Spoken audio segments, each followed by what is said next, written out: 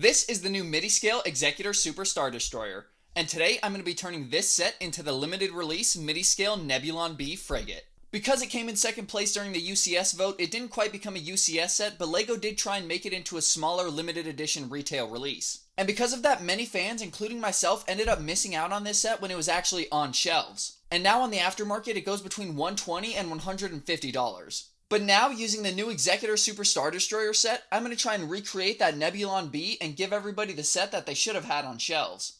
That didn't really work. So instead, I decided to hold a poll on my Instagram where I could gather some community ideas and feedback. And you guys certainly gave me plenty, but my favorite one, and the one I was most intrigued by, was the Harrower class Dreadnought from the Old Republic. And with that suggestion, I got to work. And I tinkered with it for a few hours, and believe it or not, I actually filmed the building process this time. Well, at least a little bit. Still working on the Harrower. As you guys can see, I have a pretty good layout going, and I'm really happy with this layout.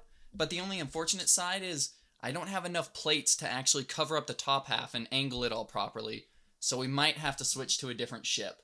But this guy looks too dang cool to skip up. So I'm still going to try and figure this out, but we might have to go to the backup. I don't even know what backup plane we're on. And we might do the Victory Frigate from the OG Battlefront 2. And I'm going to keep working on the Harrower. I have all my pieces laid out. The desk is kind of a mess with everything I have sitting around. But I'm going to give it a shot because I really want to do an Old Republic vehicle, no less something this cool. But after the next cut, you guys might see a whole different frigate sitting here. We'll see. And that didn't work either. As predicted, I unfortunately just didn't have the plates to finish up the top side and then make the larger bridge superstructure. So instead, we're going to pivot to a new idea, and we can finally get into what this video is titled and based on. The Victory 2 from Battlefront 2. And this idea out of the three so far seems to be the most possible. It's more traditionally built like the SSD back there, so I think the piece selection should line up pretty well. And the Victory is also not a very vertical cruiser. Unlike the Nebulon B, which was pretty much entirely vertical, this cruiser is going to be very flat, so I think we're going to have the pieces to accomplish it. And now, with this new fresh and much more possible idea, I can go ahead and get to building and we'll see where I end up. Alright guys, now we're getting somewhere. I have a frame outlined for the Victory 2. I think it's the Victory 2. And I still have a decent number of plates and everything to try and make this work. A lot of this will get reworked because you won't see a lot of these bottom plates. But I think we finally have a true plan that might work. I've got OG Battlefront 2 loaded up here so I can get all the angles that I need to of the Victory 2. And I'm really digging this little ship. I remember seeing this ship over a decade ago when I was playing this game for the first time on PS2. And I absolutely loved it. So I'm pretty happy that I can finally recreate it in LEGO. Well, hopefully. I'm kind of getting my hopes up. But you gotta think positive. I think I can do this and we'll see what happens. Here we are, after 2 failed attempts and many hours of building, I finally landed on the finished Victory 2 Frigate from the OG Battlefront 2. Immediately after looking at it, you guys can probably tell I took quite a few creative liberties of my own, but we'll go ahead and tackle those as we go along. For now, let's get into this alternate build, starting up at the front. Well actually, instead of starting up front, let's go ahead and dive to the bottom side of the ship and we'll take a quick look at this display stand. And I made sure to keep the display stand almost entirely intact. You don't really have to modify it at all. The only thing you're going to have to do is add these pieces up on top so that you can display the Victory 2 at a slight angle. But besides that, the stand is pretty much unchanged from the original set. And now that we have the most boring part of this alternate build out of the way, we can finally move on to the Victory 2 Frigate. And because this is a midi-scale build, there's not really play features per se, but I did make it very swooshable in case you want to fly it around. And normally I would start up at the front of the ship, but I think we're just going to dive into this alternate build altogether. And as you guys have been looking at it, you could probably tell I took quite a few creative liberties of my own. I just wanted to make the build a little bit more unique than just straight up copying the Victory 2 from Battlefront 2, so I did add in a few of my own custom features.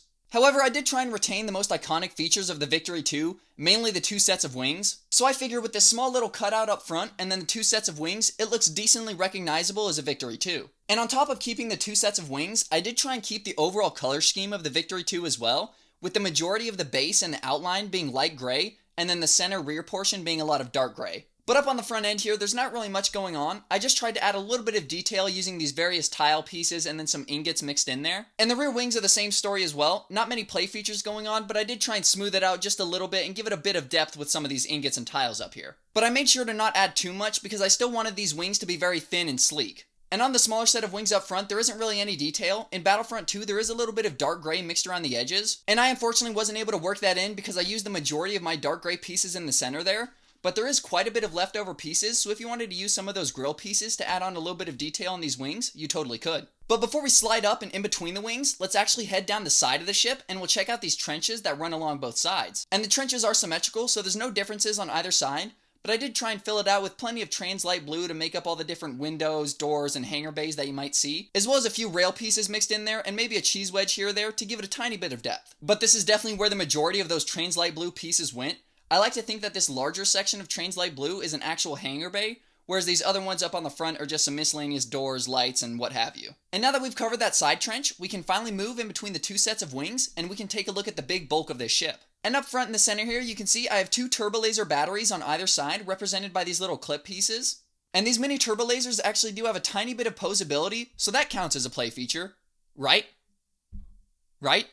But moving just behind these play features, we can move on to my favorite custom add-on that I put on this ship, this massive siege cannon in the middle. And I have a feeling, based on the scale that I built this in, we might have to start calling this the Victory 2 Dreadnought rather than the Victory 2 Frigate, but we'll cover that later. For now, let's take a look at the details. And technically speaking, this feature could be considered accurate in a way. As you can see, in Battlefront 2, the Victory 2 does actually have a small little turret sitting just in front of the bridge, so this is in the right spot, but the overall shape and design isn't very accurate. Nope, turns out that's not true. I was getting B-roll for this video I'm editing right now, and there's no turret in front of the bridge. There's one at the tip of the ship, like we just flew past, but there's no turret at the tip of the bridge. I completely lied.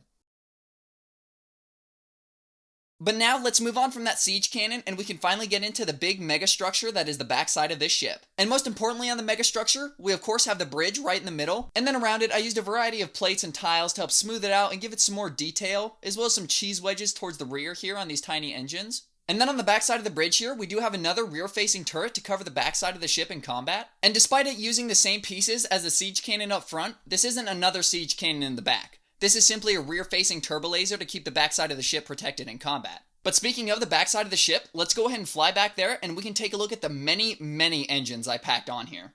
And as you can see, we have many engines, even those two smaller ones up top near the bridge. Now, of course, the Victory 2 Frigate doesn't actually have this many engines in universe, but considering the overall scale of my build, I think having this many engines is necessary. The only downside is that this is probably the most fragile part of the build, with each engine only being attached by one stud anywhere. And I have found myself grabbing the ship from the backside and then knocking off a few of the engines, but as long as you train yourself to grab it from the middle or the front, you shouldn't be knocking off any of those. But I did try and fill out this area as best as I could and give it a tiny bit of detail with these little hinge plates and then some of these tiles and the ingots mixed in there. And if you do plan on building this alternate build, just know that these jumper plates are supposed to be inside that 2x3 up there. You can see that the corner of that jumper plate is tucked barely inside that 2x3, so it might look a little weird in the instructions, but you'll know you did it right if it's sitting in this position. But other than that tidbit about the engines, that pretty much covers the entire Victory 2, but that doesn't cover the entire alternate build.